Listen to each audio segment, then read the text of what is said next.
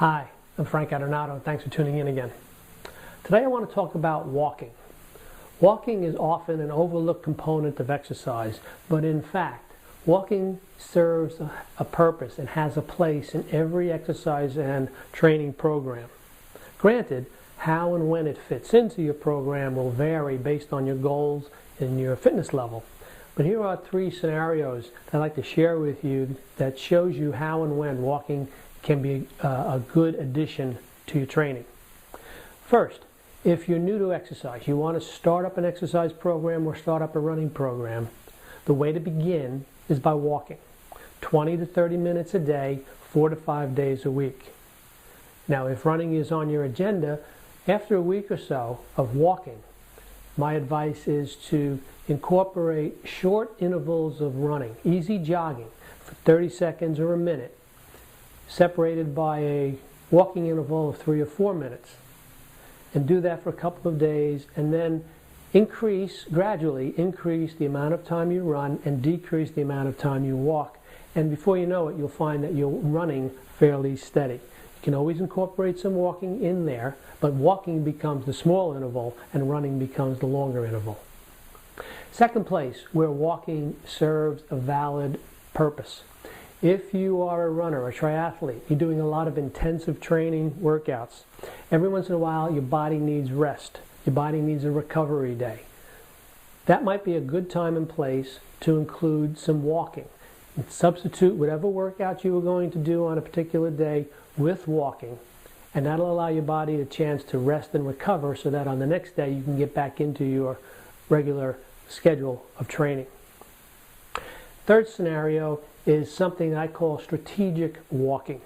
If you're a marathon runner, perhaps you want to do a first marathon, or you've run some marathons and you've found that when you get to the end, mile 22, mile 23, your body starts to break down and you're forced to walk for a good amount or some amount of those last few miles. This happens to most runners. Unless you're an elite marathoner or a professional marathoner, you probably do walk some amount of your marathons. I did an informal survey of my running clients a few years ago and found out that with the exception of one responder, all of my runners walked, all of my marathoners walked some part of their marathon. Even those runners who finished the marathon in 3 hours or less still found the need to walk a little bit towards the end. With strategic running, knowing that you might be walking anyway, the idea is to include 30 seconds of walking every mile, giving your body a chance to rest. Your heart and your muscles get a very brief rest, which allows your body to maintain a steady pace through the full 26.2 miles. Since most marathons have an aid station about every mile, the way to do this is when you reach the aid station, while you're drinking and perhaps taking in some fuel, use that as your opportunity to walk. Don't walk slowly, don't walk leisurely, you're walking at a good pace, and you limit it to 30 seconds. You have to be disciplined about that. Take in your fluids and your fuel, walk for 30 seconds, and then immediately start running again.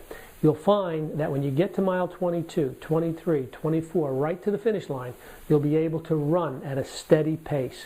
You'll have a good race, and you might even have a personal best. Some athletes that I've known have tried this very successfully. So experiment with strategic walking in your training, walking 30 seconds every mile, and see how it works for you. And if you do try it in a marathon, send me an email. I'd love to hear how it works. Those are my thoughts for today. I hope you found them useful. If you have any questions or comments, as always, send me an email. I'd love to hear from you. Meanwhile, I look forward to seeing you in my next video.